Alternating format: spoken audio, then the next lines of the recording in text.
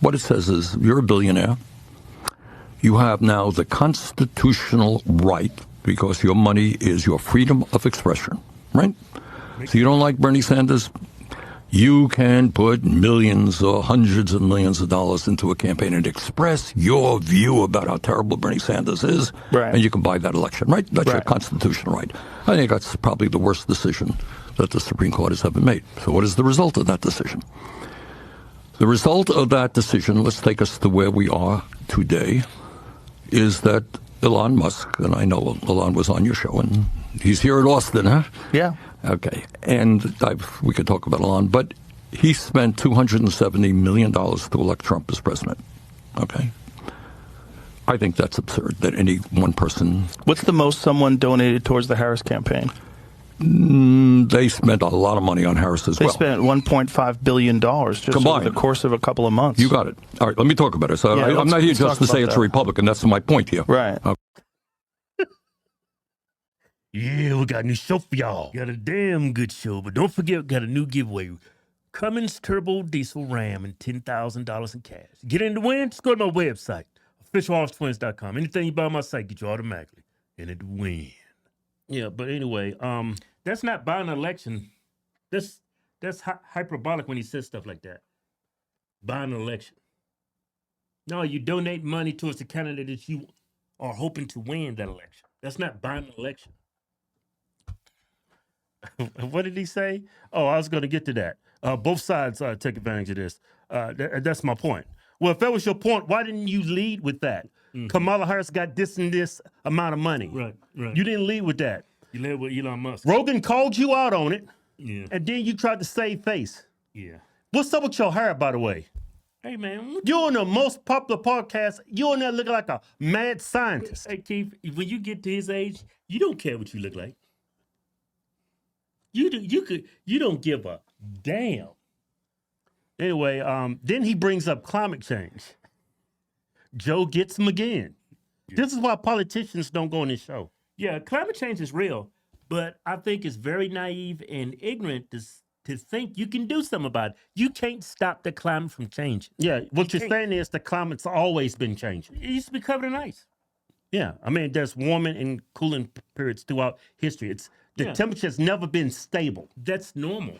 Yeah, but they're monetizing it. Mm-hmm. But anyway, make a lot of money off of it. But anyway, Bernie Sanders brings up climate change, and then Joe Rogan literally rips his nuts off. Just castrated him. This is why politicians. This is why Kamala didn't go on his podcast. Yeah, because he would have ripped. Yeah, he wouldn't have ripped the nuts off, but he would have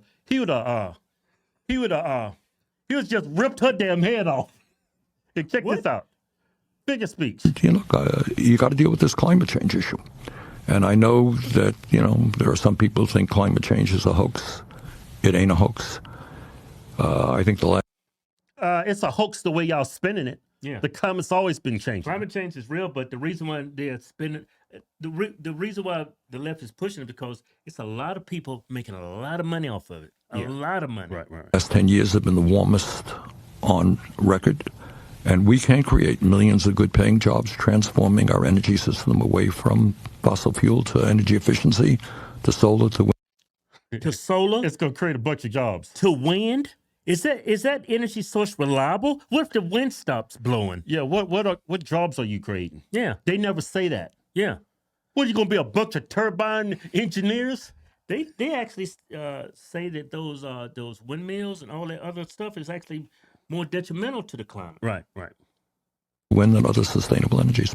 I think the climate change issue is very complicated. That is not sustainable energy. A damn windmill, what if the wind stops blowing? Solar, what if the sun's not up? That is not cloudy. Yeah. It's not a good, reliable source. He's saying it's reliable. It's not. Yeah. 10 years have been the warmest on record. And we can create millions of good-paying jobs, transforming our energy system away from fossil fuel to energy efficiency, to solar, to wind, and other sustainable energies. I think the climate change issue is very complicated.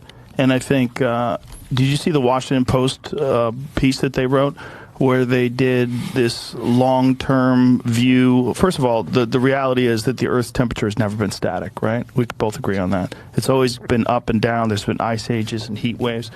And then the Washington Post looked at it. What was the time period that they looked at? That essentially they found that we're in a cooling period. That the Earth over the past X amount of years, and this was like a very inconvenient discovery, but they had to report the data, and kudos to them for doing that. Scientists have captured the Earth's climate change over the last 485 million years. Here's a surprising place we stand now. So look at the far end of that graph, and you see we're in a cooling period. Well, I'm not sure. No, I didn't read that article, but Yeah. the scientists who are out there, I think. I know, but there's a lot of money involved in that too, Bernie. That's part of the problem. There's a lot of money involved in this whole climate change emergency issue, and there's a lot of control, and that's a big part of this problem. Not only that, if we're just talking about primarily carbon and carbon footprint, what are we going to do about China? Because China is like, what percentage of They are the major polluter right now in terms of carbon. This dude just seized up, just locked up. Dude just seized up, locked up, hair looking crazy. Just seized up. That dude who sits like this? Hey, Keith, won't you calm down? That dude looks nuts. Where's his neck at? Dude ain't got no neck action. Look, you see how crazy I look? Like I'm riding a damn dirt bike or something. Like you ride a Harley. We're number two. We used to be one. They're number one right now. I think they have an enormous percent of the global. I think it's they're number one. I don't know what the percentage. High. It's Look, very high. It's not an American issue. It is a global issue. And all I can tell you is that we are, in my view, going to see more extreme weather disturbances in the. That's just like a personal opinion. Fearmonger. I mean, there's always been extreme weather incidents throughout history. He calls them weather disturbances. Yeah, like, but we've always had these hurricanes, anomalies every year. Yeah. In the coming years than we have ever, and we're seeing them right now. Right. But stop it real quick. Now, we always had tornadoes, hurricanes. I don't see nothing out of the ordinary. Now, if you see a damn tornado with 500-mile-per-hour winds and it's just sitting over Texas for like 3 weeks and it's 10 miles wide, yeah, and you be like, wait a minute, this has never happened. Hey, we had not an F5, but an F100, a tornado that formed in Arkansas, and it covered up Florida, Texas, Louisiana, Mississippi, Georgia. It's like, wait a minute. I've never seen a tornado this size before, and it stood there for 2 days. Then you can say, wait a minute, now those are weather disturbances that we've never seen before. Yeah, it doesn't have to be that extreme, though, Kevin, to point that out. But we've always had severe weather. Yeah, I know. We've always had F5s. We haven't seen the F10 yet. Right? Like tornadoes, the categories, what are they? It's F1 to F5. Yeah. When you see a F20 hurricane, like something... F20 hurricane, that's just for tornadoes. Well, what's the categories for a hurricane? I think I don't know, it's a scale. Let's just say, what if, the eye of a hurricane, right? Right. What if the eye of the hurricane is big as 2 states? Right? Yeah. You can say, wait a minute, this is climate change. You know what I'm saying? Yeah, and the maximum sustained winds is 300 miles an hour. Yeah, I say that. But we're not saying anything out of the ordinary when it comes to weather. They're just sharing opinions to fearmonger and create money and gain power. That's Joe Rogan's point. And let it finish. Let me play it. Shut up. And I'm thinking he gets a lot of money from environmentalists. Of course.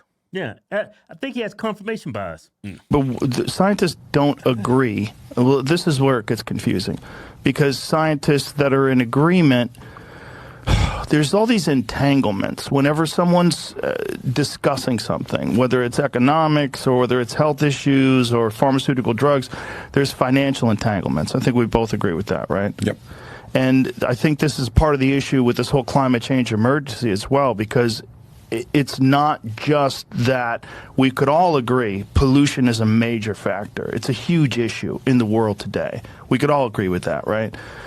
I think one of the things that we have to recognize is that whenever there's an issue that everyone can agree on, you're going to have a bunch of people that capitalize on that issue, and they look to gain more money. They have financial issues that they push forward in order to capitalize on this issue, but then also power and control. These things like they're trying to institute in the UK, where they have these 15-minute cities, this concept where you're not allowed to travel. They'll be able to look at your carbon footprint. See, that's the problem. The problem is giving people that are in power, these people that we've all discussed that have so much money and so much control over our societies, multinational corporations, giving them more control over citizens. And this is a vehicle for that. And this is what's dangerous about this whole climate change emergency. Yeah, that's why they're using it. It's for power.